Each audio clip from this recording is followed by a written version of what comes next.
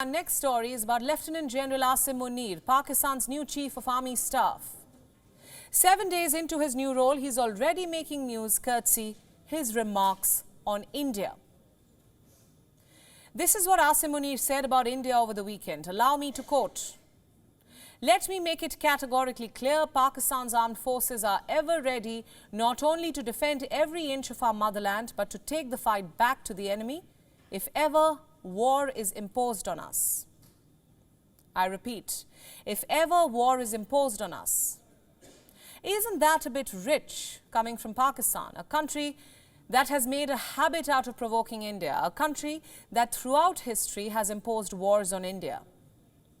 Be it 1947, 1965 or 1999, it was Pakistan and its acts of aggression that made the two countries go to war, not India's.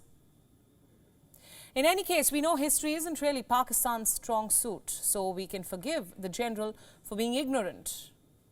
But then again, what explains this statement?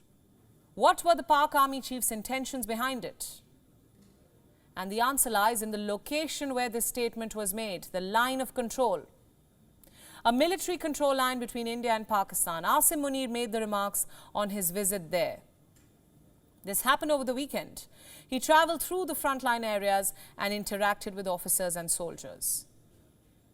So his remarks can be seen as a bit to boost the morale of the Pakistani soldiers. Also to keep the rhetoric against India intact. That's something the new army chief wants to do on priority. Why? Because of the political turmoil back in Pakistan. You see, Asim Munir has been named the army chief at a time when the country's political system is in a shambles. The PTI and PMLN are waging a bitter political battle, one that has raised questions about the very future of Pakistan. Vis-a-vis stability, financial security and governance. So what Asim Munir is essentially trying to do is subscribe to the prevailing status quo. One where the army and politics do not mingle, and the army remains entirely focused on Pakistan's arch rival, India. In fact, some in Pakistan believe that his statement was not even aimed at India, but to his domestic audience, the political leaders and their supporters. And here's why I'm saying this.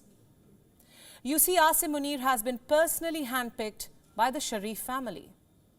Reports say his appointment was in fact approved by PMLN Supremo Nawaz Sharif, all the way from London. So Asim Munir does not want to be seen as favourable to the Sharifs, especially not given his beef with Imran Khan. You see, as the chief of the ISI, he crossed swords with Imran Khan at the behest of his friends in the PMLN. Not just that, he also apparently gathered evidence against Farah Khan, a close aide of Imran Khan's wife, who apparently received kickbacks and took bribes in return for favours from the PTI. So what did Imran Khan do? He picked Lieutenant General Faiz Hamid as Munir's replacement. 3 years on, Munir is the chief of the Pakistan Army, and Imran Khan is holding rallies against the government, trying to ignite a revolution of sorts to topple Shehbaz Sharif. So what does Asim Munir do? He tries to portray himself as apolitical, as someone who favours neither the Sharifs nor Imran Khan. And what better way to do this than fire invectives against India?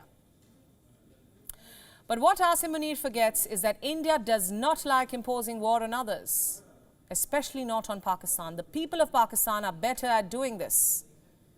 Take the case of the TTP, the Tehreek-e-Taliban Pakistan, the country's most dreaded terror outfit. It is waging an undeclared war against the Pakistani establishment. Look at these numbers. In 2022, Pakistan witnessed a 51% rise in terror attacks. There were at least 250 attacks this year, which killed more than 433 people and injured more than 700. Who was behind these attacks? Well, a majority of them were carried out by the TTP, the Tehreek-e-Taliban Pakistan. One such attack unfolded last month. TTP terrorists killed 6 Pakistani policemen in Khyber Pakhtunkhwa. We brought you that story. Officials say the policemen were on a routine patrol when they were ambushed by armed men. You think that's bad? Then look at this headline.